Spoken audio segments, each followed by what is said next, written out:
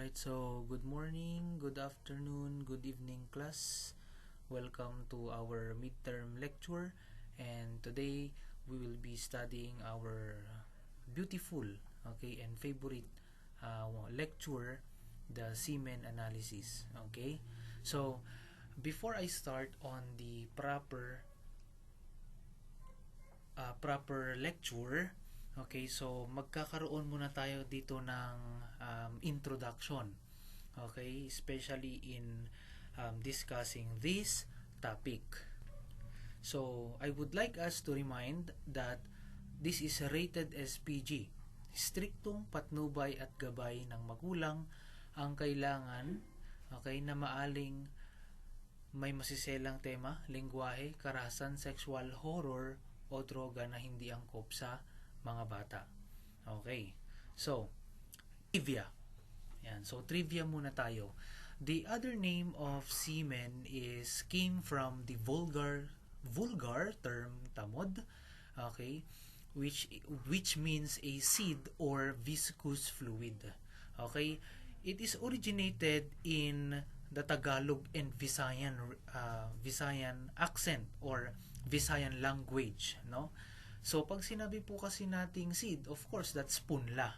Pag sinabi naman nating viscous, malagkit or malapot. At ito po siya sa microscope. By the way, what we are focusing on the image is known as the sperm cell, because that is the picture or the appearance of sperm cell under the microscope. Another trivia on semen. It is derived from the Spanish word similia, okay, or simila, which means a spawn. Okay? And when we say spawn, it means to spread out, or it is to shed or to scatter. Yan. Yan pong ibig sabihin ng spawn. So pag sinabi natin spread out, okay, talagang kumalat, no? Pag sinabi natin shed or scatter, magparami, okay? Gumala, kumalat. Yun talaga yung idea ng spawn or similya. Okay? Talagang it's part of the nature ng lalaki because it is designed and destined, okay, doon mismo sa or destined biologically, okay, sa ating mga lalaki. Kaya nga meron yung term na humayo kayo at magpakarami. So I would like also to share, okay, the origin of the word sperm, okay, in the Bible. Kasi yung mga scientific word minsan ay originated yan sa Greek word eh. Okay? Galatians 3:29. Ito po ang sabi dyan sa Galatians 3:29. Yan. I'll be reading from the New International Version. So, verse 29 says, if you belong to Christ, then you are Abraham's seed. Now, what is the Greek word of the word seed? The word seed is sperma. Yan. So, ibig sabihin, nasa Greek na yan. At pag sinabi natin sperma, it means seed, offspring, descendants, and posterity. And heirs, according to the promise.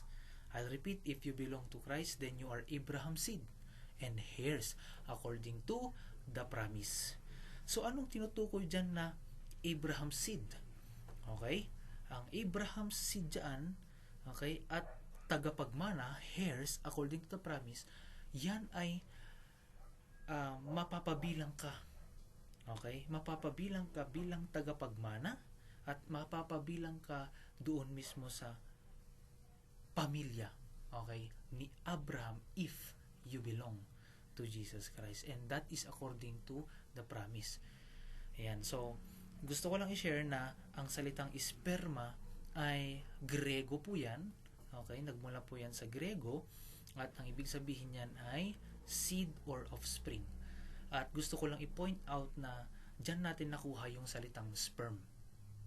Okay? Now, let's go back to the topic, okay, of semen analysis in relation to forensic chemistry and toxicology. Yan. So, ito po ang itsura talaga ng semen. Yan. Kapag ka macroscopic appearance, okay, yan po yung kanyang itsura. So, whitish, tapos malapot, na parang creamy, at ito pa. Yan. So, ilalagay mo sila ngayon sa container. Oh, yan. Pagkalagay mo sa container, hihintayin mo yan na mag-liquefy. Kasi ang appearance po ng semen, okay, kapag kalalabas lang yan, viscous nga, malapot, tapos gel-like po siya. Okay? So, gel-like, talagang coagulated siya. Okay? Pero, after a few minutes, maliliquify yan. Ibig sabihin, magtutubig siya. Alright? Ayan. So, microscopically speaking, titignan ninyo, no? Ano yung mga nandyan? Okay, actually, yan po yung head ng sperm kung saan makaka-extract tayo ng DNA. Kung saan din madidetermine natin yung mitochondria or the powerhouse of the cell. Okay. So, if we ask the question, can we extract DNA from semen? Yes. Because semen is a biological evidence. Okay? And DNA can be found, no, in the sperm itself. Take note, may difference si semen, okay, at saka si sperm, at saka si seminal fluid. Okay, pag sinabi nating semen, it talks about the entirety of the fluid. Lahat sila nandyan. But if the context is focus only on the sperm, syempre, ang tinutukoy mo dyan yung mismong cell.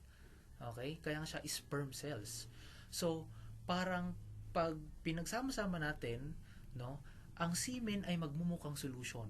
Meron siyang mga solid elements. Yung solid elements na yun yung sperm cell. Parang dun sa blood. 'Di ba? Yung blood, okay, meron siyang 55% plasma and then 45% formed elements. Okay? Naintindihan po natin. So, yung formed elements na yun, yung mga cells. Ganon din. Yung semen, meron niyang seminal fluid at meron din siyang formed elements. Yun ay yung sperm cells. Okay? Kung saan natin makukuha yung DNA. At pwede po yung maging ebidensya. So, ito po yung objectives natin. We need to assess the importance of semen analysis in relation to crime investigation. Pangalawa, we need to select the different uses of semen evidence in the forensic chemistry or forensic. Yan. And then, it is to schematize the stages of semen analysis in relation to forensics. Yun po yung objectives natin for today. So, I would like to start our discussion on one of the questions, no, in the recent board exam. Okay, I'm talking about the year 2025, no? So, the question is this. It is a viscid whitish fluid of the male reproductive tract containing spermatozoa suspended incisions of accessory glands.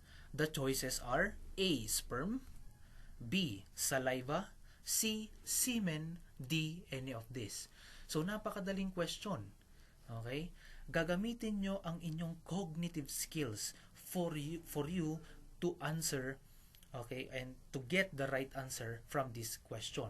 So, andyan na po yung definition, no? Is a viscid whitish fluid. Okay? So, pag viscid whitish fluid, ito ay sinasabi niya malapot, okay, na maputing, okay, fluid nanggaling sa male reproductive tract. Okay? Meron siyang spermatozoa. Ibig sabihin, it talks about the immature or mismong baby sperm cell yan. Okay? And is suspended in accessory glands. Siyempre, ang technique dito, elimination. Okay? Alangan naman na any of this. So, alisin mo na yung letter D. Di ba? Kasi, alangan namang saliva ang sagot. Grabe naman, napaka common sense naman po yan. So, ang pagpipilian mo lang is sperm or semen. Pero sabi ko kanina, magkaiba si semen tsaka sa sperm. Kasi pag sinabi nating sperm, it talks about the cells. Okay, pag sinabi nating semen, it is the entirety of the fluid. So, the correct answer there is semen. Okay? Basta pag whitish fluid, semen po dyan. Pero kapag in-emphasize niya yung mismong sperm, edi yung sperm mismo ang isasagot natin. Okay? And also, number 21, it has been called as the circulating tissue of the body.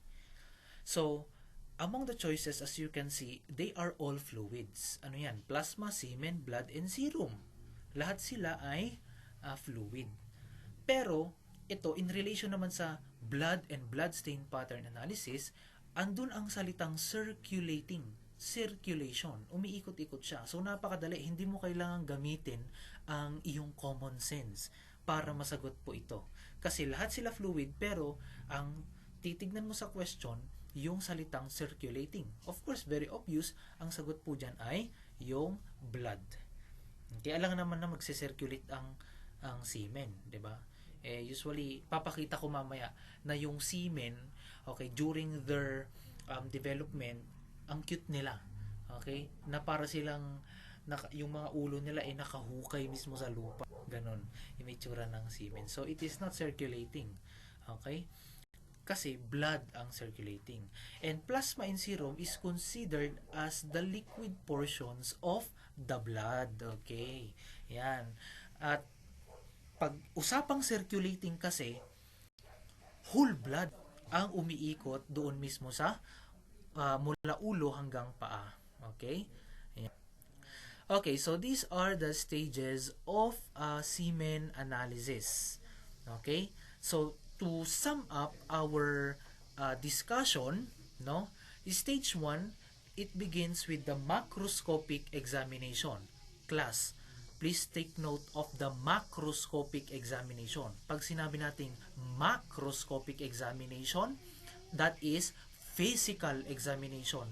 Ito yung tinitignan mo siya, okay, sa labas. Okay? I-describe mo lang siya according ng nakikita mo sa mata mo. At ano yung mga parameters under dyan sa macroscopic examination? Okay, so ito yung volume. Okay, ano pa? I-monitor natin dito yung color at saka pH at saka yung kanyang liquefaction time. So pag sinabi nating volume, the ideal and the normal volume of the semen is 2 to 5 ml only. And also, we need to take note that the liquefaction time is 15 to 60 minutes. Okay, that is the normal. Okay, 15 to 60 minutes. Now, may mga problema kasi na 2 hours na. Hindi pa rin, or 1 hour and 30 minutes, hindi pa rin nagli-liquefy. So, problema po yan. Okay? Next, pag sinabi naman natin color and pH, please take note that the normal color and pH of a semen is milky white and 7.228. So what did you notice? Alkaline po ang pH ng semen. Okay. Next, after the macroscopic examination, ang stage 2 natin is the chemical test, kung tawagin, or the chemical method. So ano po ang ititest natin dyan? Yung mga acid phosphatase at saka yung iba't ibang types ng chemical compositions ng semen na matatagpuan dyan sa inyong mga module. Okay? And then stage 3, andyan na yung tinatawag natin na microscopic examination. So pag microscopic examination, pwede mo siyang, may dalawa kasing method dyan, yung tinatawag natin na wet mount. Okay? Wet mount. Titignan mo dyan yung motility. Okay? Nung mismong sperm. Okay, wet mount, ibig sabihin, direkta yan mismo sa microscope, no? Tapos, pwede mo rin siyang i-stain. Usually kasi kapag ka-stain, finifix muna natin yan, pagkatapos kukulayan natin siya. Okay? Kasi ang purpose nung sa may stain na part is morphology. Pero kapag wet mount, motility. Kasi yun, direkta.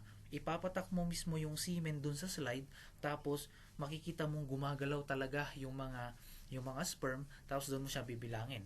Ang isa sa mga method at practice na ginagawa namin or na practice namin is using Neubauer hemocytometer.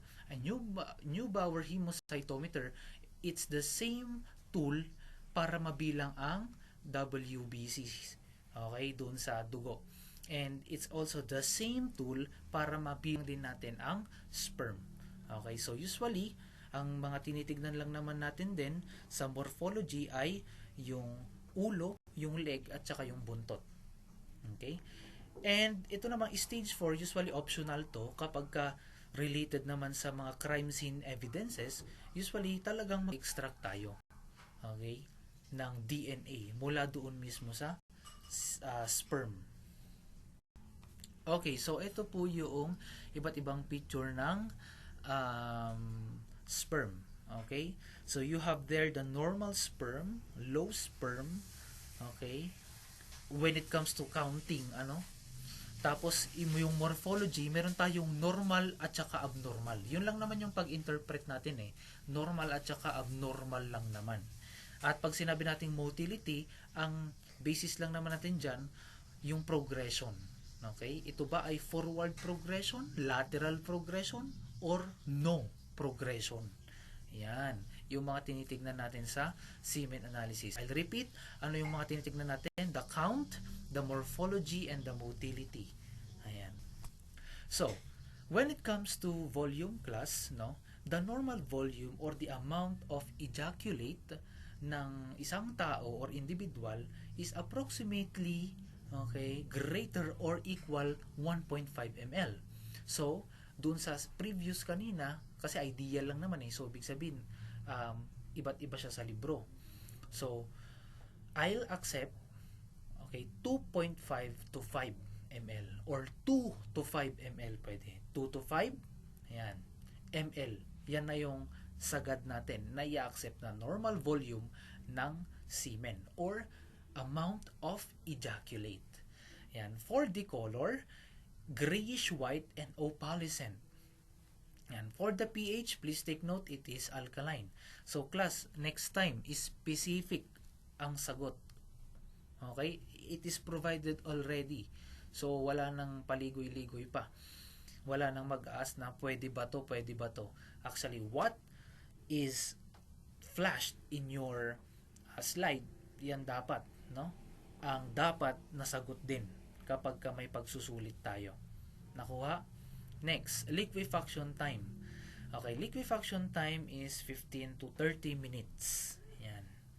And also, viscosity, yan, tinitignan mo lang naman yung kanyang lapot. Usually, kinukoil natin yan. Kuha ka ng applicator stick, pwede rin na i-coil mo siya, ipaikot-ikot mo siya doon mismo sa container. Yun.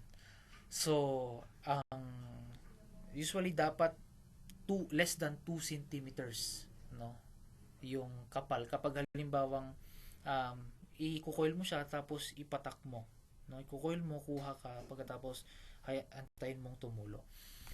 Yan. So usually dapat yung meter nun ay less than 2 centimeters. Okay, so ito ulit yung picture ng mismong semen sa culture, sa petri dish. Okay? Yan.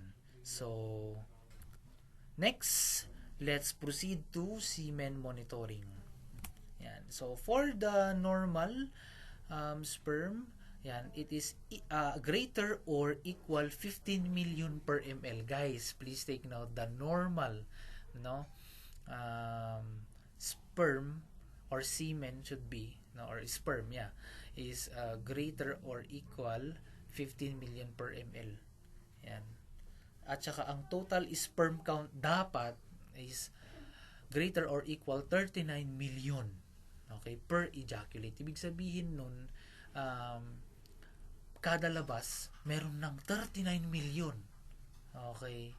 na sperm dyan na mag-uunahan. Ang 39 million na yan mag-uunahan papunta dun sa egg. And palakpakan yung sarili nyo kasi kayo yung nauna. Over 39 million. Runner kayo. Victorious kayo. Next, motility. Yan, it is the ability of sperm to move. Okay?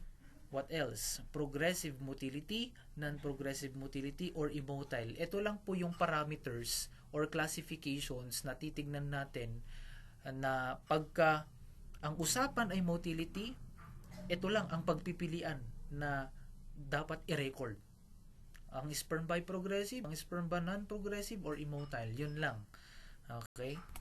Next, vitality. Pag sinabi nating vitality class, ito yung kapasidad or ability or buhay, okay, ng sperm.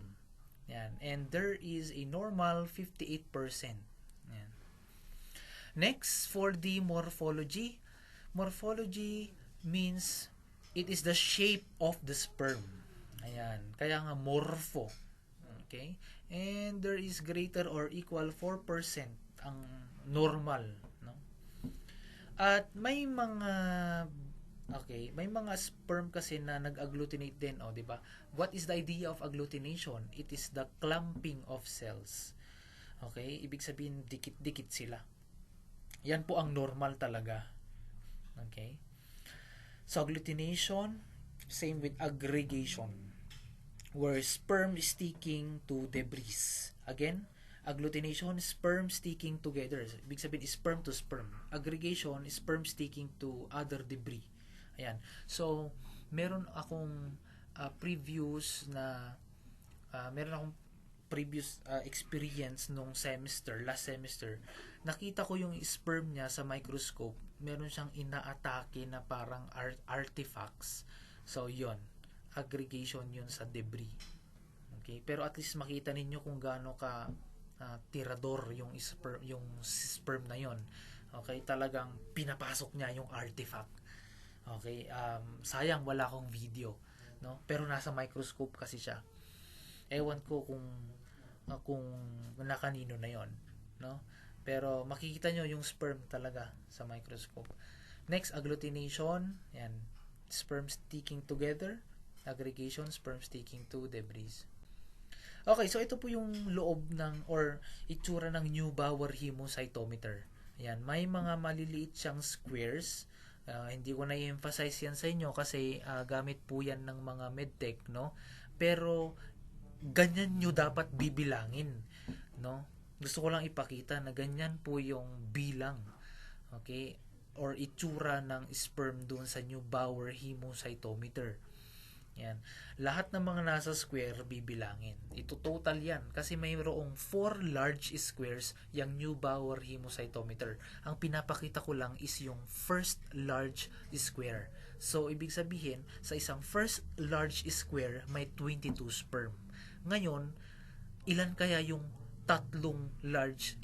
sperm doon sa tatlong large square ng Neubauer hemocytometer? Tapos yon, may formula kaming ginagamit, kinukompute yan, okay, multiply, divide, and then yon yung outcome. Tapos itatabulate natin yan. Yun bang total neto pareho dun sa ideal or standard na total sperm count at normal sperm count? Okay, ano ba yung sinabi ko kanina?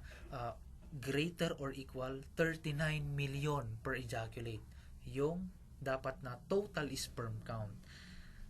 Yon. So pagka 39 and below, medyo may problema po doon.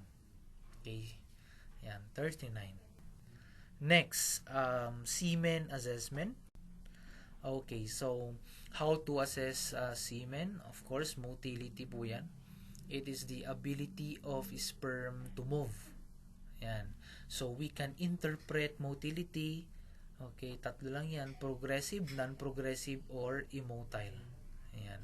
So pag sinabi nating progressive, of course, ito yung ability or capability ng sperm na mag-move forward, okay, o kaya naman laterally.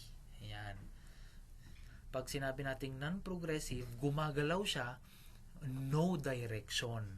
Ayan. Pag sinabi mo namang immotile, syempre nandoon naka-steady lang siya. Okay, nakuha. Ayan. Okay, so ito po yun. Pag sinabi nating vitality, ito po yung facts. Okay? A sperm can be alive but not moving. Okay? So, meron kang sperm pero hindi naman siya gumagalaw.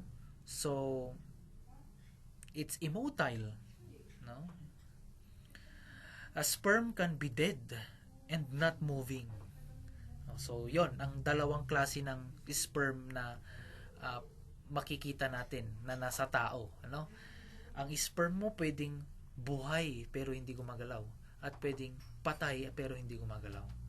Ganon. Kaya nga, crucial talaga ang sperm counting. At crucial talaga ang isang sperm. Pero dapat alagaan ang katawan para maalagaan din natin ang spermatogenesis o yung paglikha, pag-develop sa mga sperm cells natin. Okay? Parang ano lang yan eh. Yung sperm na buhay pero hindi gumagalaw, parang estudyante na nasa klase pero wala yung kanyang isip doon mismo sa klase. Existing ka lang, present ka lang, pero wala ka talaga sa iyong kaisipan. Okay? Ganun po yun, no? Pero hindi tayo dapat alive but not moving. Dapat alive but moving. Okay? So what is the main focus of vitality test? Vitality test tells the difference. Okay. Vitality test tells the difference. Yun po yung konsepto ng vitality. Next, morphology. So pag sinabi nating morphology class, okay, it talks about the normal forms, okay, or shape of the sperm. Ayan. So, makikita natin dyan na ang sperm ay mayroong head, mayroong midpiece, yan po yung neck kung tawagin, tapos meron siyang tail at saka meron siyang end piece. Okay? So, kung makikita ninyo, no, itong acrosome, ito yung helmet niya. Okay? Acrosome, ito yung helmet mismo ng sperm. Tapos, dun sa loob ng acrosome, andyan po yung plasma membrane. Tapos, pinoprotektahan nila yung nucleus. Siyempre, pag sinabi nating nucleus, lahat ng genetic information, DNA, nandyan po. Okay? Ngayon, ano yung centriole? Yung centriole, parang rubber band. Okay? Para makagalaw po yung ulo. Nakukuha natin. Flexible po yan. Okay? At, as you can see, nandun sa may midpiece, okay, yung mitochondria. So, yan, mitochondria is the powerhouse of the cell. Bakit may energy ang sperm na gumalaw? Bakit kayang-kaya ni sperm na gumalaw? Dahil po yan sa kanyang mitochondria. At, ano ang nagpapagalaw sa entire sperm? Head hanggang midpiece. Of course, we have the flagellum. Guys, flagellum, buntot ng mismong sperm. Pag flagellum is singular. Pag plural, flagella. Okay? So, flagellum, it moves the entire sperm. Head hanggang sa tail. Okay? And then, yung flagellum, okay, yung kanyang internal structure, meron siyang axial filament. Guys, when we say axial filament, made up of protein din po yan. So, anong na-notice ninyo? Yung buntot ng sperm, protein in nature. Yung centriole, protein in nature. Yung mismong nucleus, laman niya, protein in nature. In short, the entire sperm is proteinated in nature. That's why the most abundant macronutrients in our body are proteins. Okay? And as you can see, ang galing nung isang napanood ko sa sa Instagram. Kung mamanmanan ninyong maigi ang structure ng sperm, that is our immature selves. I'll repeat. That is our immature selves. Why? When the sperm grows, okay, or kapag lumaki yan, yung acrosome ang magsisilbing skull. yung nucleus magsisilbing brain, at yung mid-piece hanggang end-piece that serves or that will be our spinal column and spinal cord. Yan. So, yan po. Parang mula noong hindi pa tayo, or mula nung ano tayo, sperm pa tayo, meron na tayong head at saka end piece ng structure, brain, tapos spinal column. Nung tayo'y nag-adult, nag-mature, ganyan pa rin ang itsura or structure ng brain at saka ng spinal column. So, ibig sabihin, okay, talagang we are a perfect design, okay, by God. Ang ganda ng ayos natin. Okay, bago tayo naging pogi at magaganda, tandaan natin, lahat tayo ay sperm. Okay, na sperm na nagwagi sa itlog, okay, ng mga nanay natin. Okay, ayan. So, here are the medical terminologies, okay, in relation to the abnormalities of the sperm.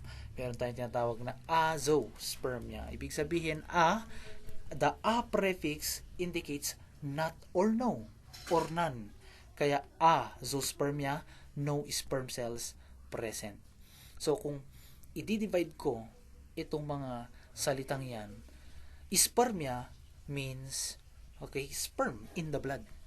Okay, and then prefix, yun lang, yung tignan ninyo. Azoospermia, the prefix is A. Spermia means, okay, presence of sperm. Sorry, hindi pala presence in the blood, no? Spermia means presence. Okay? Oligospermia is low sperm count. Asthenozoospermia is poor motility. Please memorize the term teratozoospermia, which means abnormal morphology. Now, the prefix necro means dead, and plus the suffix zoospermia, combined together, dead sperm. Now, the terminology or medical term leukocytospermia means, okay, WBCs in semen. Why? Spermia means sperm presence, cyto means cell, leuko means white. White cell sperm, or basically that means white blood cells in semen. So leukocytospermia, okay, can be identified if, okay, the normal ejaculate reaches greater than 1 million per ml per ejaculate. Yun. Sobrang dami. 'Di ba, napansin nyo, pag sobrang dami akala natin okay, pero actually hindi naman. Kasi masama ang sobra, masama din ang kulang. Dapat sakto lang. Now, hematospermia means blood in semen. Kasi spermia is sperm presence. Okay, hemato prefix is blood or blood sperm. Yan, or blood in semen. Pwede yan. Next, aspermia, ibig sabihin no ejaculate released. Next, hypospermia. The prefix hypo means low or decreased. Yan. So, hypospermia is low semen volume. The importance of the prefix and suffix is crucial. Kasi, kapag mali ang prefix mo, mali ang interpretasyon. Kaya dapat alam mo ang prefix mo para tama ang interpretasyon. Hypospermia means low or decreased semen volume. Hyper, ibig sabihin sobrang taas. Kaya excess semen volume. Okay.